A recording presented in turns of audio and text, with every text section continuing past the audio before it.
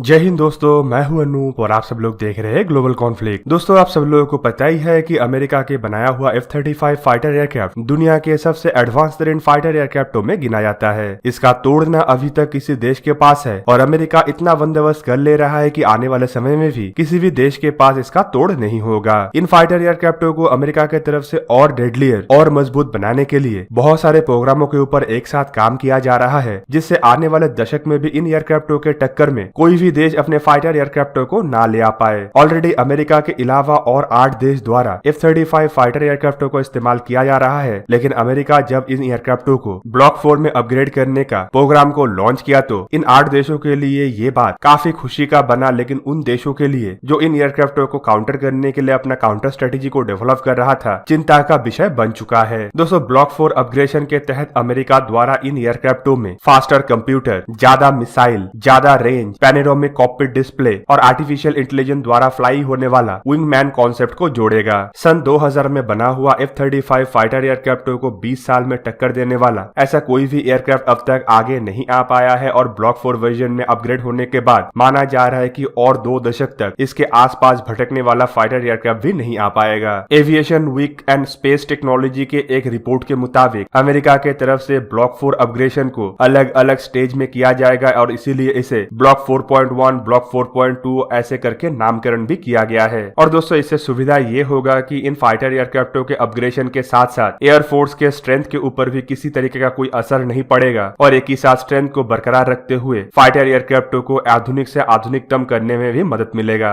Block 4 upgradation का सबसे important part है फाइटर एयरक्राफ्टों में इस्तेमाल होने वाले कंप्यूटिंग पावर को लेके। रिपोर्टों के मुताबिक इनमें अभी जो इस्तेमाल होने वाले कंप्यूटर है उसके तुलना में करीबन 25% फास्टर कंप्यूटरों को इसमें इंस्टॉल किया जाएगा, जिसकी बदौलत इन एयरक्राफ्टों के पास अपने फ्रेंडली एयर, ग्राउंड और सी सिस्टमों से ज्यादा डाटा संग्रह करने का ऑप्शन मिलेगा, जिससे बड़े रेंज में और दुश्मनों के कैपेबिलिटी के ऊपर क्लियर कट इंफॉर्मेशन ड्रॉ करने का ऑप्शन मिलेगा, जिससे दुश्मन के ऊपर इंफॉर्मेशन वाइज फाइटर एयरक्राफ्टों को ज्यादा कैपेबल और दुश्मन के ऊपर हमला करने से पहले एक फुल प्रूफ प्लान को भी निर्मित करने का ज्यादा ऑप्शन मिलेगा। दोस्तों, फास्टर कंप्यूटर होने की वजह से अब डेटा एनालिसिस और फ्रेंडली सिस्टमों से कलेक्ट किया हुआ डेटा को प्रोसेस करना भी काफी तेज गतिशील हो जाएगा, जिससे फाइटर एयरक्राफ्टों को कम समय में दुश्मन के ऊपर धावा बोलने का ज्यादा ऑप्शन मिल पाएगा और कम समय के अंदर ही दुश्मन के इंफॉर्मेशन को लेके फाइटर एयरक्राफ्टों को ज्यादा क्लियर कट व्यू मिल पाएगा। इसके अलावा इन कंप्यूटर सिस्टमों के मदद से फाइटर एयरक्राफ्टों में इस्तेमाल होने वाले इलेक्ट्रॉनिक वॉरफेयर सिस्टमों को भी तेज गति से ऑपरेट किया जा पाएगा, जिससे कम समय में दुश्मन के रेडियो और रडार सिग्नलों को जैम करने का मौका मिलेगा, जिससे फाइटर एयरक्राफ्टों को बैटलफील्ड में एक तरीके से दुश्मन के ऊपर एडवांटेज हासिल होगा। दोस्तों, दूसरा सबसे बड़ा अपडेट होगा इसमें इस्तेमाल होने वाले साइडकिक मिसाइल सिस्टमों को लेके। फिलहाल F-35 के वेपन बे में 4 एमराम मिसाइलों को रखा जा सकता है, जिससे एयरक्राफ्टों के स्टेल्थ फीचर के ऊपर कोई असर नहीं पड़ता। पर इसके अलावा अगर एक्सटर्नली इसमें हथियारों को लादा जाता है तो इससे एयरक्राफ्टों के स्टेल्थ फीचर के ऊपर बहुत ज्यादा असर पड़ता है और दुश्मन के रडार के ऊपर डिटेक्ट हो जाने का संभावना बढ़ जाता है। पर नया